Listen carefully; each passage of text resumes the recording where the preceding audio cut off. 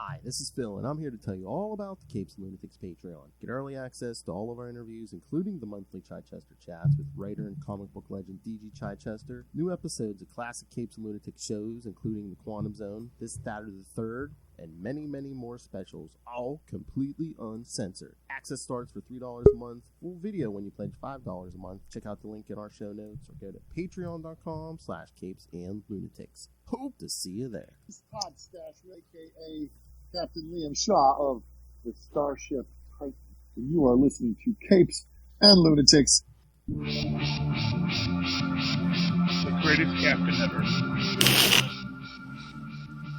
Just another a-hole from Chicago. A grease monkey. Thank you very much. Oh, yeah. All right, kids. Welcome back to another episode of the Capes and Lunatics. We between interviews here. I am Phil. Joining me is New Jersey's superhero. Yes, straight from Cell Block 72. Charlie, the Professor Esser. Don't let my criminal mastermind fool you. And the Florida firestorm herself.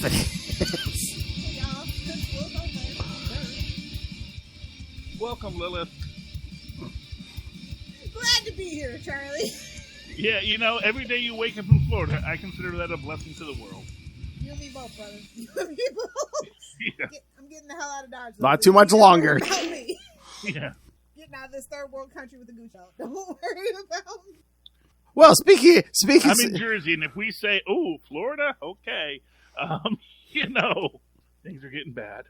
Speaking of things friends. Hello. Speaking of things that didn't go as planned, Shazam! Fury of the Gods premiered this weekend.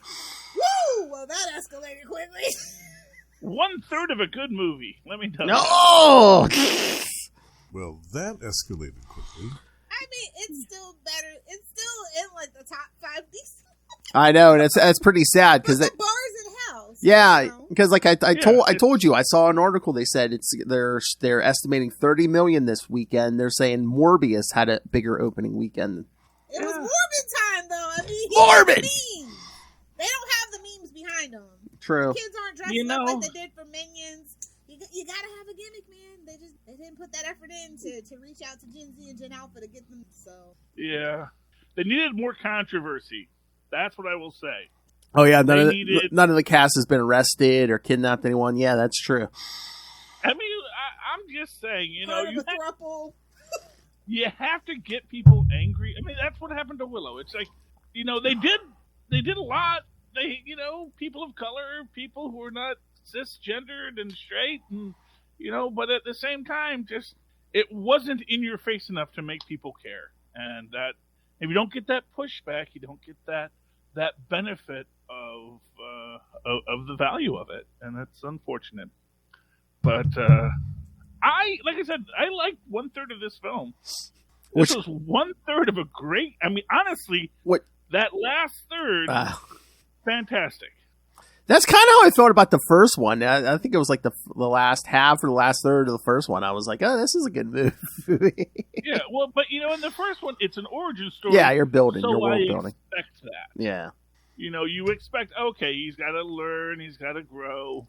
And I guess this is what all these other nerds are saying, where they say it's like they forgot the entire previous film. It's like, yes. They did. Let's make the same mistake. That's what happens when The Rock turns you down. Like, well, sorry, bud. I'm not getting beat up by a kid. I'm just not going to do it. Back to the drawing board. I don't know. Was Black Adam supposed to be the villain in this? I mean, he is kind of Shazam's arch nemesis, so. Yeah, but they sort of accelerated his evolution, so he's not. And we see how well that went. Black Adam that he is in the comics, who he's coming back for revenge. So they already and that's basically The Rock's understanding of how to tell a story. It's like, you can't have me come in and be the hero of a film and the villain of another film. It's like, you're not going to, the beef isn't going to work. The person's terrorist, though, so not true. Not true at all. Yeah. Well, I mean, yeah, if he wants to expand his range, but they kind of put the kibosh on that with the whole Superman cameo. So, Must be hard rooting for the anti-hero. Okay, It's super easy, barely an inconvenience. But People like anti-heroes. yeah, Why this People maybe even had know a what hard that time. word means anymore. I feel like people throw that word around like inconceivable. I don't think that means what you for a lot of people. Yeah. but okay, we're gonna get into some spoilers here. Boy, Clearly, what? we're Yeah. Kings and What- queens. This is a spoilers. spoiler review. What kind of crappy school do they go to where the bullies can just like knock down the crippled kid and like bend his crutch and well, true, but the teachers aren't even just In like Philadelphia? Latino shade? okay, Latino shade? okay, you got me. Look it up. I don't know. Don't be mad at me. I was about to say that Don't be mad at me. doesn't just like warrant a walk down to the principal's office. Nothing. The teacher's just like, oh yeah, I spent time in that garbage can as a kid too. It's like, really? Hey, teachers don't get Not paid for enough to nothing. dispute that. I'm just gonna be real with you. That felt very real to me. As a person with children in a Newark public school, Oh. I do not think this would be tolerated. Now, maybe Philly, it's just Yeah. Philly, you know. Google it. It's bad. Maybe it is. I mean, hey, I watch Abbott Elementary. It looks like it's a nice place. I don't know. Maybe I'm just getting... Well, the Maybe I'm principal just wasn't black, so you know. That very much pulled me out of it. But Damn. then again, the sociopathic nature Damn white on white of crime. this school is something people called out in the first movie. And Yeah. I think that's one of the problems. Like everything that people called out, if you watch the pitch meeting for it, which, you know, Ryan George was nice enough to repost, you do realize these inconsistencies that you kind of overlooked the first time because it is an origin. But when they do the same beats again, it's actually really kind of like, I don't think this was good writing. And it was the same writer and director, no less. Like, there's no excuse. Like, oh, well, there's new people. They wanted to retry it. No, they were just literally copy-paste lazy. I kind of feel that, yeah. Yeah, I mean, Fortunately. like, again, that example. Oh, the bullies are back. Oh, they're acting the same exact way, except this time they don't get their truck twisted into a crumpled mess. Okay. And Our you know kid what? would never. The thing about it is that that's a perfect spot to show like a different story about how people are growing and moving on. And I think that would have been really good for this, especially because the central premise is turning into the skid of Zachary Levi acting way more kid-like than that poor actor who gets like 2 minutes of screen time. Asher Angel, yeah. Yeah, playing Billy Batson. I know. That's like a perfect lead-in. It's like, you know, now the sociopath's like, yeah, no, you know, it's probably not the best way to be. We're going to college soon, and, you know, we kind of have to grow up and deal with the real world. Same with, you know, Mary and everyone having to grow up and deal with their own self and life. And that would have been a great theme that we ignored to put the focus back on Zachary Levi being a very, very immature child. Like almost like when Billy Batson was 13, like when they do like the 13-year-old Billy Batson, and he's kind of very goofy in that way, like in the comics or the cartoons, where he is a little kid. But now he's like almost 18. It's like you really should have matured a bit since the They last don't call film. it the Philly Fiascos for nothing. Yeah, again, that's the thing. I mean, it just seems like none of them learned any lesson from the first movie. I mean, I know they're children, but it's like it seems like And they don't have any guidance, to be fair. No, none of the Justice League is like, hey, kids. You know, like, I know that. Well, that's the other thing too. That they're just running I mean, rampant, man. I mean, this is a bad extended universe. It's like you have 6 superpowered. I mean, you don't know they're kids, but 6 superpowered beings basically just running amok in you know. Philadelphia. Yeah, no, Superman doesn't drop by. Nobody, you know, Wonder Woman Batman didn't drop doesn't by show until up, she hey, needed you're to. damaging, Wayne Tech property over here. Can you pipe it down? I mean, yeah. I mean, Batman's taking care of that train wreck, the Flash, but no one's coming over here Yeah. for these 6. But here's the thing. Superman did drop by. Yeah, So the it's first like, one.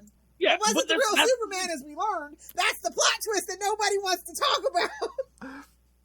you know, That was I just, secretly the villain posing as Superman, and that's why they're so terrible. See, Bizarro. just lead into that. Bizarro. It was an evil variant Superman who tried to trick Billy into being a bad superhero. See, and that's the way we should have gone. Damn, But damn. now we get this. Damn Flashpoint.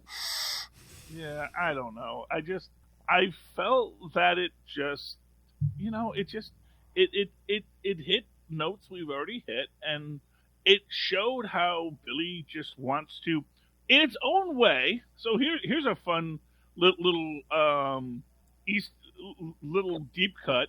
I kind of feel like it's sort of what you get with the Billy Batson in Twilight of the Gods that Alan Moore wrote, and the idea that he wants to be Shazam. He never grows up, he never ages, so he's like in this weird conflict of himself. Now they didn't do that, obviously, but it is just this idea that, oh yeah, he is too caught up in his own status as the chosen one to actually deal with the problems he has to deal with, At least that's one theory. Well, I mean, they called it out. He's all worried about losing the only family he's ever had. Yeah, but even that is in its own way, it's toxic. And I do feel that that's sort of what they're dealing with here, is they're dealing with the fact that things that should be positives, that we're a family, we stick together, yada, yada, yada, it's all of us or none of us. These should all be positives, except when you're forcing it. When it becomes the toxic behavior of this person trying to control everyone in the family. Well, yeah, I mean, there should have been more. Well, you know what they should have done? They should have cast Mandy Moore and Milo Ventimiglia and just kind of got the same person who wrote This Is Us to do it, and it would have been done. It would have been tearjerkers in the aisle, I mean, I don't get like half those references, but that's okay.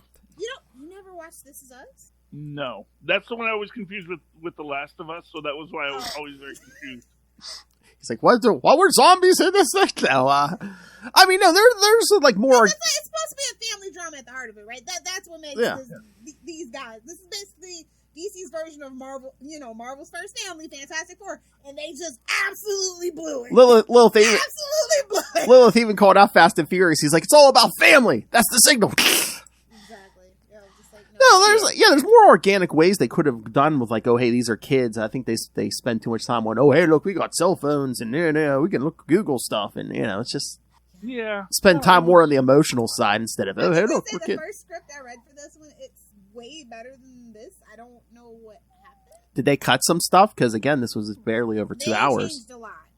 I don't know what happened. I don't know why they changed what they changed. As a matter of fact, the first cut that other people have seen, the first screening, they changed stuff too. So it's just like, I don't know why. There's a part of me that wonders if, and this is maybe a positive for it in the long run, where I think Gunn does want to keep this universe existing based on the post-credits. He's just saying that so people don't get pissed off before they see it. That's my personal. Well, here's what I'm going to tell you is they didn't have to put that post-credit scene in. That effectively confirms two aspects that, both the Justice Society scene. Yeah, but I mean, at the end of Black Adam, we got that Superman scene, and I mean, Cavill's not coming back as Superman. Yeah. No, Cavill's not coming back as Superman, and that's fine. And Cavill has and that has more to do with Gunn having his own Superman story that he wants to tell. There's the old line comic book writers will say, which is that every comic book writer has their Superman story they want to tell. And I do think that is what Gunn's situation is. Well, but he had his Superman story. That was the story he wanted to tell. And unfortunately, that was the story he got to tell, Much to the chagrin of the Superman stock. Much to the chagrin of Kandor. But I do think that he wants to tell his Superman story. And unfortunately, that doesn't include Cavill. And he has said, I want to work with Cavill. I just need a new Superman. That's polite Hollywood speak. Well, whatever. I don't know. Your Uber, bud. Look, listen, I don't know any of these people. I know BS when I hear it. So I don't know either of these. Well, and for what it's worth, Cavill, both Cavill and what's his name, Ben Affleck, have said, "Fool me once, shame on me. Fool me twice, shame on you." And both have said, we just really don't want to be a part of this anymore. They can offer us whatever they want to. It's just really not where we're feeling we exist. And so we're moving on. Listen, Ben Affleck's married to J-Lo now, so he might have to rethink that. He needs to get a job immediately. She's a lot of upkeep. He's got to get a job immediately. So we'll see. I don't know, man. Maybe being a stay-at-home dad who directs a film every so often is enough because he gets to focus on She her. ain't sold out concerts. If you know, you know. I told you, Daredevil in the Multiverse of Madness. Yeah, well, you know. And Jon Favreau back as Foggy. Absolutely, we've had this conversation. Absolutely. Well, 100%. No, hey, Secret Wars is coming, okay? Everybody gets to come home for Secret Wars. So that's going to be the big, whatever, Mr. Peters coming in as Quicksilver moment. Everything, Evan Peters, that's his name, Evan Peters. Remember WandaVision back 100 years ago? Yeah. And he showed up, and it's like, you know, and that's what they're going to do. They're just going to have everybody show up. It's like, hey, we're here too. Yay. Okay, I'm just going to say it. I think that the villains that they chose for this, like... You're saying the characters or the actresses or who how do you... Yeah, the characters. No shade to the actress at all. I love all the actresses involved. Yeah. But like, okay, well, I guess. And again, it was what it was very generic. Exactly. And then, this is what's weird about it. It's like, it's generic enough that when they show up, the first question is like, well, where have they been for 6,000 years? That's like the first question you have. And the next question you have is like, well, what are they doing? And then again, in that third act, then you get the drama, then you get the character, then you get the development. It seems like like they didn't take the time to explain a lot of stuff, but wasn't it like that barrier was up, and then once the staff got broken, then the barrier broke, so then they were able to come to Earth and to track down that staff. I guess that's. I mean, I guess that's what it is, and I guess they did explain it somewhat. Convenient and lazy. I know, but again, like right after the movie, I was thinking, well, why was that younger sister at the school? And I'm like, okay, I guess maybe they had her tracking Freddy because, like, it's public knowledge, like he kind of sort of met one of the Shazam family and stuff. But I'm just like, no, not Shazam family, Shazamly, yes.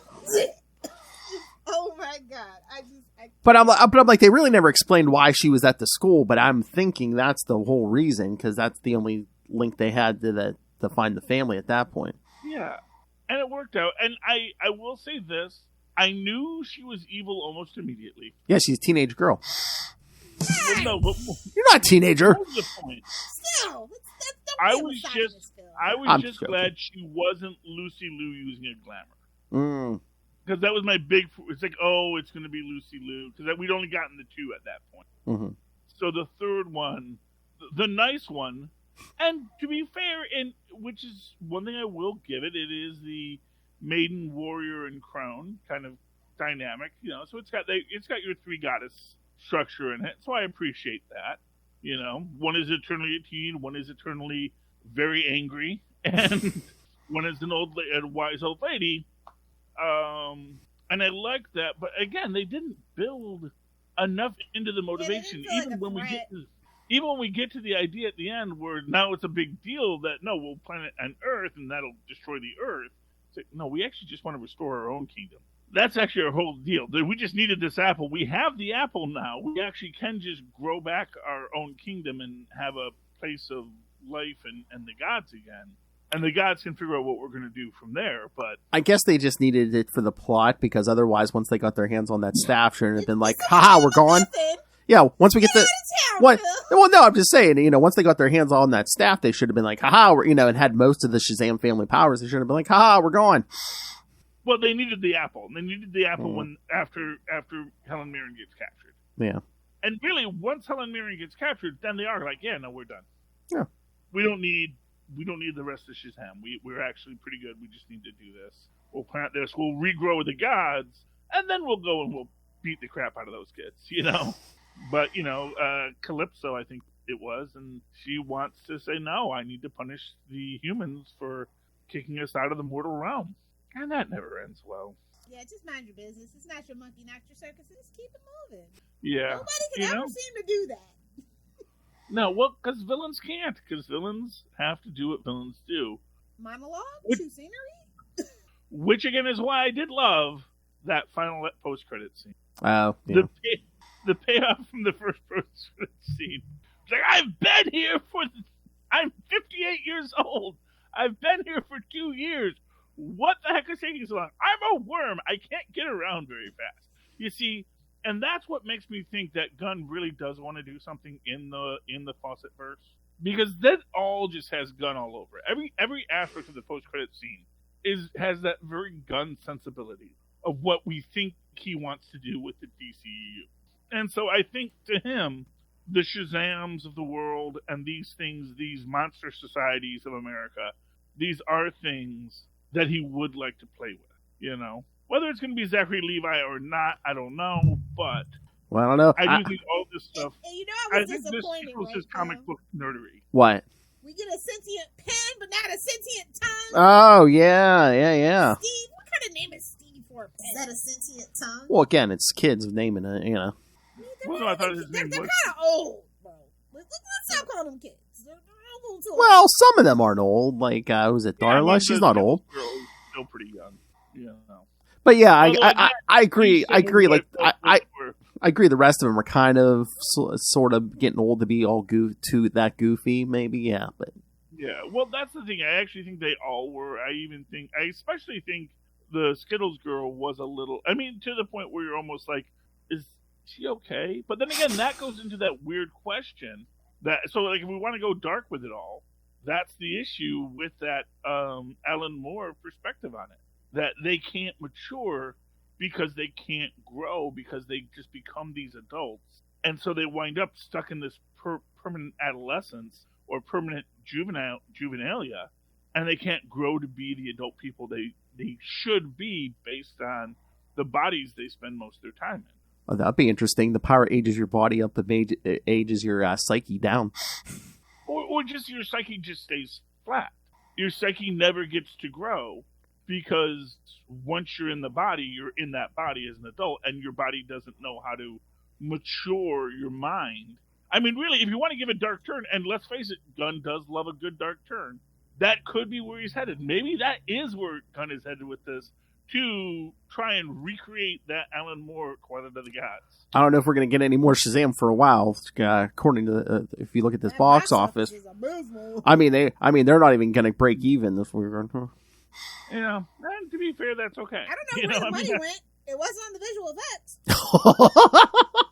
You know what? Intern did it. That's my theory. We had to pay Gal Gadot for 30 seconds of her time, okay? You know, she probably said, "You know what? I'll do it for free. Just don't ask me to do shit else. We're done here. This meets my contractual obligations. See you later, suckers." What I'm gonna say is, you know, honestly, there's so much front loaded in all this.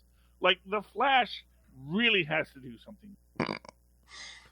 I mean, it does. That's the thing. I know, but I don't think it's going to. If Flash collapses, and that's the Flash thing. collapses. Okay. Yeah, I mean, Ezra Miller has done too much damage to that brand. I don't. Well, it was never even going to be a good movie. It took 10 years. Yeah, but again, I mean, but then it's just gets hit again by the train wreck that is Ezra Miller. I know. Well, the problem for Gunn is he has to, before Gunn even gets to put his toes in the water, he's got to get through all of the backlog. And that's the problem, is that by the time he gets the chance to do whatever it is Gunn was going to do, all this stuff has already happened and poisoned the well. I mean, and I don't think Shazam itself poisons the well for him. It doesn't matter. But I do think it's inconsequential. Well, it becomes inconsequential, and then if Flash is lousy, it just becomes, how long are they going to want to keep this guy on payroll when all the movies that he had nothing to do with keep on losing money, but they made him put out, you know? Well, and he didn't have anything to do with that. I mean, he doesn't have that kind of power. I mean, they put this and the Flash on the schedule before they even appointed him to the role, didn't they? Yeah. I know, but it's, you know what it is? He doesn't have the pull to say, no, don't put those movies out. So. But what it is, what's his name? The guy who did the Buffy the Vampire Slayer. Whedon? Joss Whedon. Yeah, Joss Whedon. It's the Joss Whedon problem all over again. Where someone says, Joss Whedon, make this work. And he's like, okay, let me try and make it work, I guess. No, wasn't it more Josh Whedon, don't be toxic? Yeah, well, you know, no one at DC got that memo at all. Well, everybody at DC is toxic. Well, especially at that particular time was toxic. So yeah, nobody ever said that. Yeah. Yeah, that was a snake riding from the head, and then Joss Whedon gets all the stuff because he couldn't fix what was already broken, and then it just feeds into its own Ouroboros of toxicity, and that's the Snyderverse. And now Gunn is dealing with that, where everyone's like, "You killed the Snyderverse," and he's like, "I haven't done that yet." only the bots care. Only the bots care. Okay. Well, you know, I don't know. I'm just I mean, saying. Tyler, I know you're not a bot, but maybe you're coming back. I mean, there's hope on the horizon. I mean, Gunn's doing a new Superman movie. I mean, the Flash movie just has to end in a big burst of bright light, and it's like, oh, new universe. Let's start over. It's Hellfire. That's not the light at the end of the tunnel you were looking for. I'm pretty sure it's just Ezra destroys the Snyderverse, and we start over. You know. Yes. But the thing and is, we never like, see them again. And they had to return to their home planet, and all the. Sadly, Poochie died on his way home. Exactly. You know, this guy gets it. But that's the thing, and that's what poor old Gunn's up against, and that's what this was up against in its own way too. I think they needed to have him maybe fix a movie so that people can be excited. Like, why fix this? Now but we're the thing waiting is for all that these if other it was, movies to end. He's got this movie. He's got what? The Flash and Aquaman, which is like December. Yeah, Aquaman's December. I don't know if people are actually going to really care. Are people just like, oh, hey, this is like, you know, James Gunn's going to do something new, so this is like kind of like the end of an old universe, you know, like a dying universe anyway? Is that why we're not going?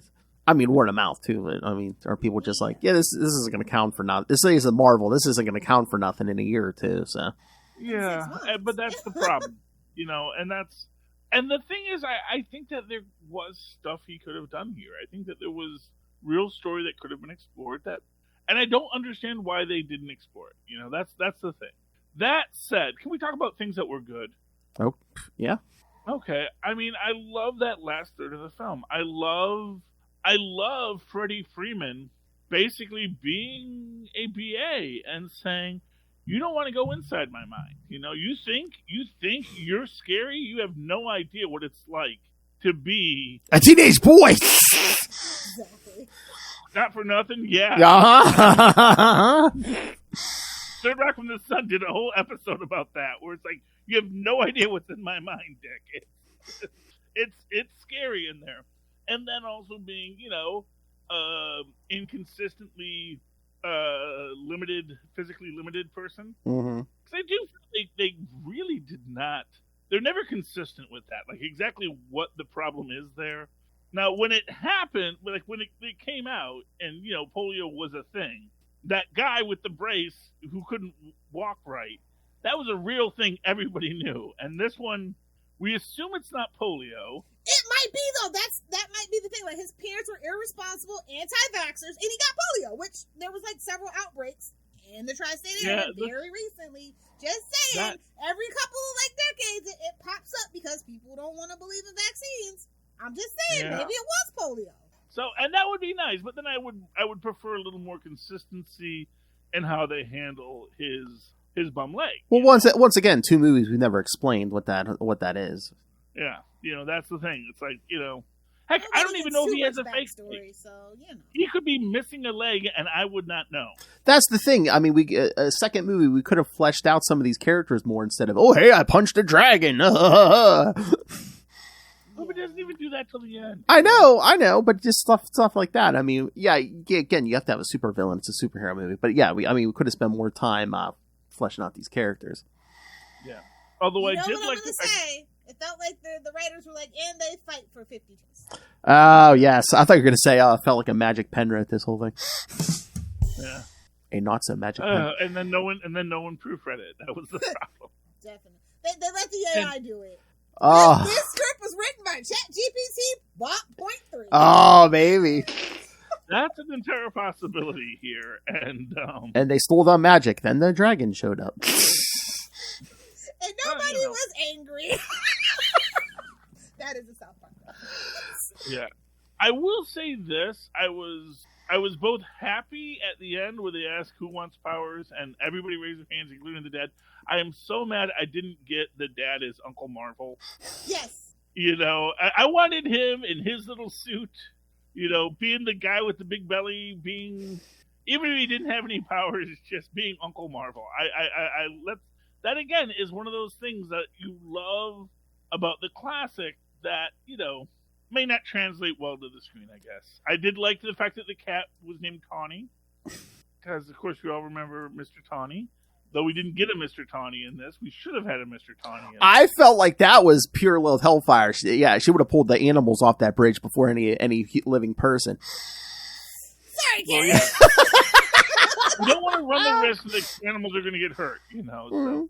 But within that whole concept, it's like there were a bunch of nice references. There is the reference to the 70s Shazam series. Oh, yeah. Driver. You got this, Captain Marvel. Yeah. Was that the guy who played Billy Batson in the original? I'm pretty sure they had him in the shirt and everything, and he called him Captain Marvel. I'm pretty sure it kind of looked like an older version of that guy. Yeah. Yeah, I mean, I would love that, and I loved that whole thing. I loved how they referenced that stuff. That's nice. That's a cute little Easter egg for those of our deep fans. And then that was done. But then it does have that moment. It has the heroic sacrifice, which is a good thing. We have the coming back from the dead, which I'm not a big fan of because it does limit it. But at the same time, they do it. But at the same time, you didn't know that was going to happen. Well, they kind of telegraphed it because they were already showing Wonder Woman in the preview in the commercials and the previews. Well, yeah, I mean, dreamed about her. Mm-hmm. Yeah, that's the problem. I mean, that's the problem with the previews. Yeah, to put that in there because it's like, oh hey, there's 5 minutes left. Oh hey, I haven't seen Gal Gadot yet. Oh, well, I wonder how he's going to go with him. I think he's going to come back. Huh. Get out of there, zoinkies! It's not like you can't put things in the trailer that aren't in the movie. Yeah, but you don't think there's going to be a huge uprising if they show Gal Gadot and she doesn't show up at all? Sued for that now, so. Yeah, you can actually get sued for that now. So. Finally, truth in advertising means something. But I did find it interesting that they changed the unicorns in the trailers. They made them white, and here they're black. I thought that was a neat way to obscure what the unicorns were going to be. I don't know how much Skittles paid for all this product placement. A lot. They actually were a very big partner and sponsor of this movie. But shout out to McFarlane Toys. They allegedly made some figures for it, but I haven't seen them. I haven't seen any Shazam merchandise. Yeah. I mean, you can't get a Shazam shirt at Walmart. What are we doing here? Yeah. Well, because it costs money to make that stuff, and if they don't believe in the product, Did they do? That's the problem. Is right now they're trying to burn through inventory, which is why it doesn't matter if this thing made $1 or $0.10. This is just burning through the inventory. This is how they have no faith in the project at all. But because I haven't even seen the McFarlane Toys. I was like, oh, somebody said, yeah, did you get them? And I'm like, no, I didn't even know they existed. Thanks for letting me know. Somebody let me know. Thanks. Anyway, but yeah, so that was a film. I thought this movie was going to be better than what it was, but the original script was so good. I don't know what happened. But once again, did they cut stuff out? Wonder Woman 2, 1984. The first 2 scripts were way better than what turned it out. So I don't know if they're purposely trying to make bad movies or something. If they're pulling our producers here, I don't know. I don't know what's going on. I do feel like there was something wrong at DC. Which I know that's a hot take. Something is definitely rotten in Denmark, Charlie. I can tell you that for sure. And I think that at best, all they're doing is moving the deck chairs right now. I mean, Marvel, there's a strong argument to say Marvel's struggling right now too, but Marvel's struggling from peaks, and now they're kind of you're kind of getting kind of on your laurels. They're right struggling now. in way different areas than DC is. They're struggling with their subscriber base, possible copyright laws and stuff like that. They're not struggling for pushing out quality product because that's subjective, right? But through a mass market appeal, yes, quality. Yeah, and I don't think Ant-Man's losing money. So, and I do think that's a real possibility for Shazam. It's definitely lost money. We already know this. Oh yeah, you said the budget was what, Love? 175. And the worldwide box office for this weekend, they're 65.5 right now. Yeah. So that's not the best. That's not the best. Doesn't mean it can't pull out. Dick Tracy did make money, so that's a completely different box office. That is true. This is apples to oranges at this point now, unfortunately. A lot of movies, though. You know, it's not just Shazam. It's anything that's not Marvel, like that Margot Robbie movie. Everybody thought was gonna. The Barbie movie better be fantastic, or she's gonna get kicked out of Hollywood type thing. So, I'm excited about Barbie. Yeah, me too. I'm gonna say that right now. I'm excited about for Dungeons and Dragons. For the toy industry, hopefully. You know, I'm excited about Dungeons and Dragons. I'm excited about Super Mario. Oh, okay. I'm very excited about Super Mario. I think it's gonna be good. You know, it's me, Chris Pratt. You know what? No, but that's the thing. Chris Pratt recently did a whole thing where he showed he can do the accent, but that wasn't the direction because they're building off of a deeper lore of Mario, where there's the father Mario who had the original adventures, and that was the legends he told his kids at night. And now they're like thrown into this universe, and they realize that wait, what? We're the chosen ones. And that's like the old dad, he had the accent because he's, you know, it's a me, Mario, the plumber. And then, you know, he put on that play, which probably lost the family a lot of money. We all know that. But, you know, but he fought the gorilla, man. He fought that gorilla. Donkey Kong. No one wants to necessarily believe him. And that's the universe that we're setting up with Chris Pratt and what's his name? Charlie Day as Mario and Luigi. As these guys, they're just trying to keep the plumbing empire going, and but then they get pulled right back into that cross-dimensional adventures that their family has been having for centuries. You know. You know what? I think this movie lacked. It's like I love Daimon Hansu, right? Like I thought that was a great choice, and they just haven't really utilized him. Oh, the wizard, yeah. Well, I'm sure you heard what he's been saying about it, about how everyone's lowballing him. Yeah. And how frustrating it is. You know, this is the biggest problem, is that, you know, people want someone to come in and do a really great job, but they don't want to pay them for it. And it's like, well, you'll get to be part of this big thing. Not really. It's like, yeah. And that's really the thing. It's like, Marvel can say that. They can play that card for sure. DC, not so much. It's like, babes, give me my flowers up front. I'm going to need it up front. Although, to be fair, he was playing a much bigger role in this. He's being Shazam the Wizard. Yes. And he got to be Shazam the Wizard throughout this whole film. And he did a great job in it. We could have used a little more, because I feel like if you're going to name the movie Shazam, because we can't use Captain Marvel, at least give us the Wizard. You know what I mean? Yeah. Exactly, and you know, it would have been nice had they used him more. It would have been nice had they paid him what he should receive for it. You know, to be. I'm smelling class action lawsuit from Warner Brothers at this point, but we'll see. Yeah, we'll see. What are you gonna do? Yeah, but like I said, I was actually really excited about this because the first one I actually really enjoyed. I thought it was right up there. I think this one I'm gonna put under Wonder Woman 1980. Just where Billy wanted to be. A lot of people, but yeah, you know, it's. I just don't feel like it was a complete thought. This movie wasn't a thought. Teenage boys always want to get with these immortal women, you know. But if they didn't look as good as they do, they wouldn't want them. Well, superficial teenage boys. I mean, you can make that argument, and that's certainly an argument to be made, and I don't think it's wrong. But you know, I do think that, you know, especially with Freddie and Anthena, I think they called her. Isis is who she is, but they just didn't want to. Yeah. They couldn't get the rights. We couldn't get that either. That's banned too. You know, but like Uncle Ben, you know, it's banned. You know, and I do think that their connection was actually. I mean, they did have some moments. Yeah. Yeah, and actually, to me, that was the strength of the series. That was the strength of the movie. Both Billy being a hero, and also just the idea is like, well, I'm only a hero because I have powers, which he doesn't use. You know, it's not like he's the one using his powers to go exact revenge against the two sociopath brothers. He's literally just taking it because he knows that's what a hero has to do sometimes. And he's going to defend the innocent, yes, because she's hot, but also to prevent her from getting attacked by two people he knows are sociopaths. Mm-hmm. So, you know, this was really, to me, Freddie Freeman's film. Mm-hmm. This is Captain Every Powers film. It's so weird. Like, yeah, that's the thing about the family, right? So, like, technically, he's like Captain Marvel Jr., and then, like, it's like, oh, it just makes my head hurt. Yeah, but, you know, but and doing its own thing, and in that way, that's why when Zachary Levi does say, "Hey, I'm Captain Every Power Jr." When he accepts that, he recognizes how Freddy has to grow and everyone has to grow, but he has to do the heroic sacrifice because he's the only one that can. That's what makes it a good film. And that's where, like, in that moment, oh, that's a good film now. And then 30 seconds later.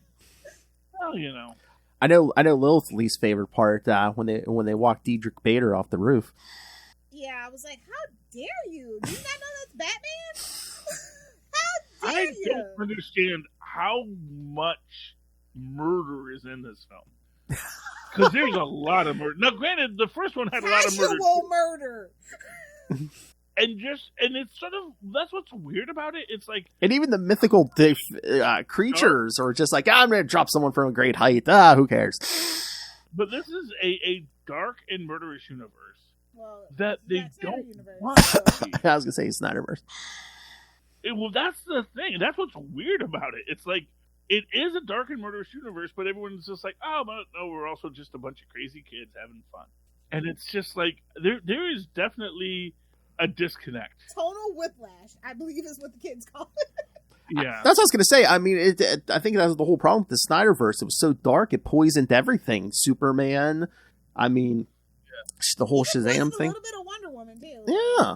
Yeah. Definitely poisoned the well on Flash. Oh, well, that didn't need any help. Anyway. But when you do the Jeff Johns version, you gotta kind of, Yeah. Yeah, remember when Barry Allen was just a hero for the sake of being a hero? Didn't have to have dead mother or nothing? Yeah, that's weird. Everyone's going to be Batman these days, man. Got to have at least one dead relative. Like, people die. I know, but I mean, no, I'm just saying, Clark Kent doesn't become Superman because his dad has a heart attack. A whole planet exploded, Charlie. No. He didn't know any of those people. Come on. I'm talking Christopher Reeve, where his dad dies. Like, oh, well. I guess Ask a bald eagle. It's hard being a part of an almost extinct species. Come on. I don't think bald eagles are like even endangered anymore. I don't know. I'm pretty sure they're not anymore. We've done our job, people. Yeah. I still say our national bird should have been the turkey. Yeah. And those we've kept alive forever because we loved how tasty they are. Tastes like sleep. Yeah. Hey, they're gonna keep turkeys alive, man. We can make money off them at least once a year. Oh yeah, let's keep them alive. Yeah, I'm ready to give the grade for sure. Like this movie's not worth dragging it out for, so I'm gonna give this a gentleman's C as in cat minus. Cat, you say? Superior puss. Here's what I'll say. I liked it better than Gotham Knights. That's not hard to do, baby. That is not hard to do. Yeah. I a tax credit if I ever saw one. Yeah, I mean, I actually wanted to go below Lilith on this, but she went C minus, and I don't know if I can give it a D plus. After you had to watch Gotham Knights, yeah, I understand. I knew better. I didn't even know it was on until I saw the thread. Like, oh yeah, it was like, wait, what now? Oh, okay. I've had more pleasant kicks to the balls than that first episode of Gotham Knights. Don't kink shame him in the comments, guys. Yeah. No, I don't like that. That's what I'm saying. That's all bad Gotham Knights was. I'm gonna give here's the thing. I like it was 1/3 of a good film, so I'm gonna give it a C. Seems their formula. Because it was, they really got that extra. They got the extra credit at the end, so that's what I'll give it to them. They got the extra credit. The extra credit question, and I appreciated that. Yeah, I mean, I gotta agree with you guys. This is like C, somewhere in the C territory. It's again, I didn't think it was horrible, but I was just like, yeah, it's there, it happens. It's It could have been so much. All the DC stuff could have been better. It just feels malicious at this. That's all. Yeah. Well, like you said, why release it if you're not going to put the time and care into it? Because, I mean, they had a fully filmed Batgirl and they didn't release that. That probably would have been better. Brendan Fraser is your bad guy? I don't know. That's always the thing. Is like sometimes you have the whole thing shot, but the actual VFX. Well, this one is case in point. Well, you know what? I thought the VFX worked out okay. I didn't feel pulled out of it by the VFX. Now I have a low bar for VFX. I thought it worked for me. It was fine for me. It was as good as Willow. I mean, the and fact that's all. that I can do better in Adobe Illustrator. I'm just Wow! Adobe After Effects even is, Yeah, I know, but see, I'm an indie filmmaker, so I have very low bars because I know how hard it is. So I'm gonna say, yeah, it's. But my point is, the fine. technology is so easy now, and I guess it's because they, the VXF people want to unionize and all those things, and they just really aren't willing to pay those wages. And now you're really starting to see, like, oh, why is VX from like the mid 2000s like looking better than and holding up better than this new. I hope they unionize. I hope they go on strike, and I hope we get a lot of films that are just two people in a cafe talking for a year, and then they come back and they get their union contract. Yeah, exactly. That's how the writers did it. Just writers said, "Hey, all you get is Dr. Horrible if we're on strike," and they're like, "You know what? Dr. Horrible's great, but you know what? You can only do it once." Yeah, you can only do it once, and you can't do much more with it because it's just actors self-indulgent singing. And it's like, we need someone to put structure to it. Likewise with VFX. You need someone to put structure to it, I mean, they need to pay those people. I mean, that'll make or break a movie. Yeah. And then you start thinking about how you're going to be more judicious in your VFX. When a good VFX costs as much as a good script, suddenly you have to be a lot more careful in what stories you tell and how you tell them and how many stories you tell in a year. Suddenly the market works and they actually get better, more cinematic films because they're cheap to make. And there you go, whichever that Italian guy was, now you get yourself some cinema because cinema's cheap. Oh, yeah. Are we going to see the rise of romantic comedies again because there's no VFX? I could use some of that. You know what? Low budget slashers Sandra and romantic Bullock comedies. and Channing Tatum kind of proved there's still and that George Clooney and Julia Roberts movie too kind of proved like, hey, old people still want to see that. Now I'm going to include myself in the old people because And you know what? That's what built Hollywood. That's what sustains Hollywood. Exactly. You got to give it its lifeblood. And go back to your roots. And like we were talking about the other night, like you were saying, John Wick. I mean, that doesn't have a big budget, right? All you need is fake bullets and blood. They almost always make their money back triple at least. Yeah. No, the stunt work is super expensive on that. That stunt work, though, they kind of actually stay away from visual effects. They put all their money into action because they know that's what the movie is. So. Yeah. And location, filming on location, yeah. Yeah, I mean, I'm just saying, don't think that's... Don't think John Wick is a cheap movie to make, because that's a very complex... $75 million is, just relatively speaking, nowadays, a pretty cheap. Well, yeah. Especially now that it's like $500 million franchise, and they still kind of keep that budget, and they always make their money at least triple back, so they know what they're doing. They have it figured out. Yeah, and they don't do a lot of stunt car work because that'll also drive up your budget. I think that's always the problem with the Bourne films is that you're going to do or a Fast and the Furious. To give you an example, if you're going to start doing all that's actually visual effects now. Yeah, exactly. But but it's this idea, like no matter how you build it, it's expensive. So yeah. So anyway, so that's this film. Billy? Oh, I said it's C+. It's C territory for me too. Like I said, it wasn't horrible, but it was there. See your next terrible film, suckers. Although again, I loved Mr. Mind at the end, and like. To me, that was just like, okay, that was good. It's so long. I'm a word. See, so funny. It's funny and it's silly, and that's what I think Shazam is one of. I mean, that's the Fawcett universe. Honestly, what was the one thing I was going to say? Oh, I did like the Justice Society bit. Authority Society. That's about right. Yeah. Although I liked the Justice Society. The Justice Society was so much cooler than the Justice League. Dr. Fate and Atom Smasher and Hawkman, those guys were kind of cool, Cyclone, these were actually a cool team. They just don't have action figures because, Wayne Tech isn't licensing them. Oh, we beautiful. Yeah. Okay. All right. Anyway. So, I believe the next movie review is probably going to be Guardians of the Galaxy 3 in May, so. Okay, so we get a palate cleanser before we have to go watch that turd.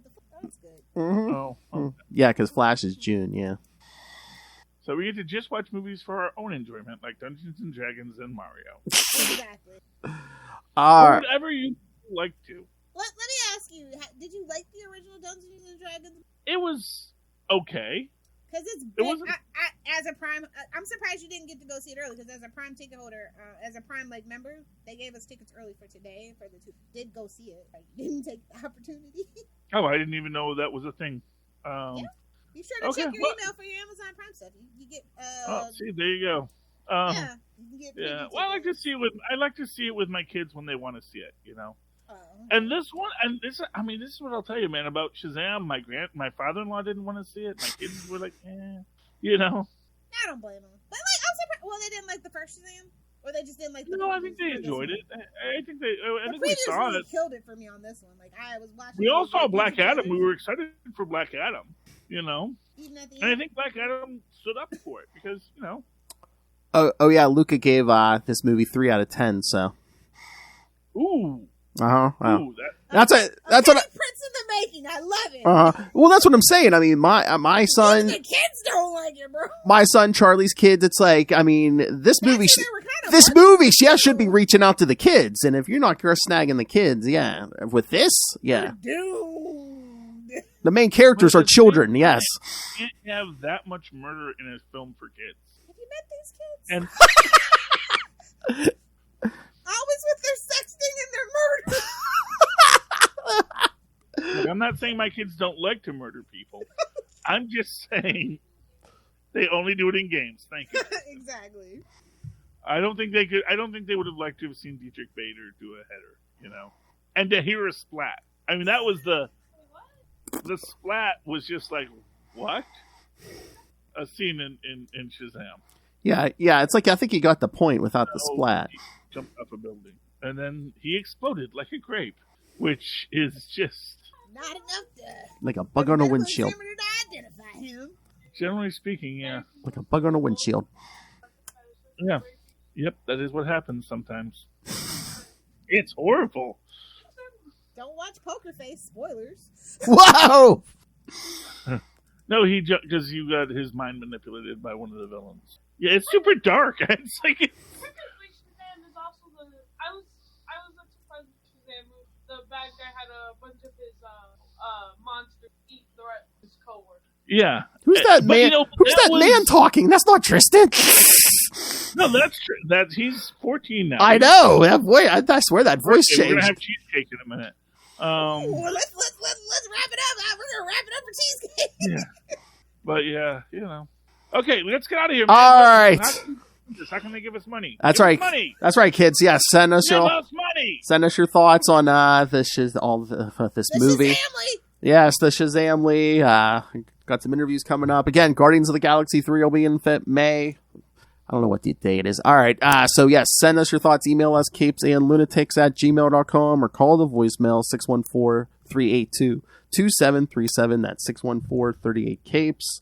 And remember, our new one-stop shop, if you want episodes, social media, merchandise, all of it, all you have to do is go to tubespace.io/CapesandLunatics Podcast Network. That's tubespace.io/CapesandLunatics Podcast Network. It's in all the show notes. All right. And if anyone wants to talk the proper way to murder someone, Lilith, where can they ask you? Well, appropriately, you can only find me on the interwebs over on TikTok. So if you are on TikTok, be sure to find me at LilithL569. She's a Chinese agent. Either do the 6 or do the 9. She's a Chinese agent. Either do the 6 or do the 9. All right, Charles Esser. Well, you can always write to me in an old-fashioned email way, the way our mothers and fathers once did. That's superconnectivityblog, all one word, @gmail.com. That's superconnectivityblog, all one word, @gmail.com. And follow me on the Twitters. I live tweet things like Gotham Knights, the latest installment in the WB franchise. It's Bruce Wayne's adopted child who's blonde for some reason. No. We don't know. Anyway, that's at Charlie Esser. That's CharlieEsser. For the 2 E's in the middle. For quality. Bing. Thank you, Mom. All right. That was a thing. All right, kids. Thank you for joining. That's right. All right, kids. Thank you for joining us for another week, month, whatever. We have been your Capes. And Campus and Lunatics! Although WG is the Lunatics, but not maybe